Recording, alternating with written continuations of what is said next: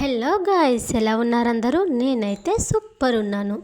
నా ఛానల్ కనుక, నా వీడియోస్ కనుక మీకు నచ్చినట్లయితే ప్లీజ్ సబ్స్క్రైబ్ మై ఛానల్. నేను ఇప్పుడు మీకు ఒక చిన్న కథ చెప్పాలనుకుంటున్నాను. అనగనగా ఒక ఊరిలో ఒక బ్రాహ్మణుడు ఉండేవాడు. ఆ బ్రాహ్మణుడి ఇంటి దగ్గరలోనే ఒక చికెన్ షాప్ అతను ఉండేవాడు. ఆ బ్రాహ్మణుడు రోజు పొద్దున్నే లేచి దైవారాధన చేసుకుంటూ మడి కట్టుకుని రోజు పూజ చేసుకుంటూ అట్లా ఉండేవాడు. ఆ చికెన్ షాప్ అతను కూడా రోజు చికెన్ కొట్టుకుంటూ తన జీవనాన్ని సాగించేవాడు.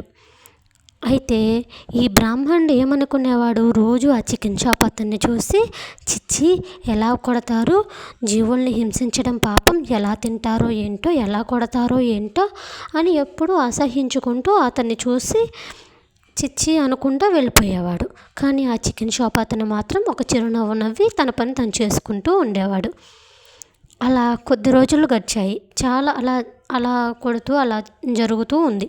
కొద్ది రోజులు గడిచాయి. ఇద్దరూ చనిపోయారు. చనిపోయిన తర్వాత బ్రాహ్మణుడిని గంధపు చెక్కల మీద కాల్చారు. చక్కగా అన్ని సపర్యలు చేసి గంధపు చెక్కల మీద కాల్చారు. ఈ చికెన్ షాప్ అతన్ని కట్టె పుల్లల మీద కాల్చారు. కాలిస్తే ఈ బ్రాహ్మణుడు యమలోకానికి వెళ్తాడు. ఈ చికెన్ షాప్ అతను స్వర్గానికి వెళ్తాడు. అయితే బ్రాహ్మణుడు యమభటులతో అంటాడు, అదేంటి, నేను ఒప్పుకోనిది, నేనేమో నిత్యం దైవారాధనలో ఉన్నాను, నేను కదా స్వర్గానికి వెళ్ళాల్సింది, వాడేమో జీవుల్ని హింసిస్తూ పాపాలు చేశాడు, వాడు కదా నరకానికి వెళ్ళాల్సింది, మీరేంటి ఇలా తీసుకొచ్చారు అని అడుగుతాడు.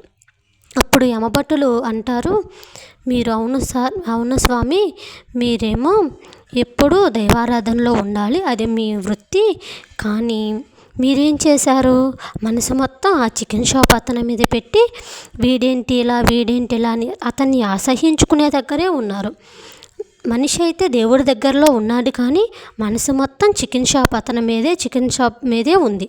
కానీ ఆ చికెన్ షాప్ అతను మాత్రం, స్వామి ఇది నా జీవనాధారము, నేను దీనిని చేయకపోతే నా మనుగడకు సాధ్యం కాదు అని చెప్పి నా దేవనామస్మరణ చేసుకుని దేవుడికి నమస్కారం చేసుకుని తన వృత్తిని తను చేసుకుంటూ ఉన్నాడు. తప్పైనా నాకు ఇంకా తప్పదు స్వామి అని చెప్పేసి తను రోజు పాటిస్తూ ఉన్నాడు.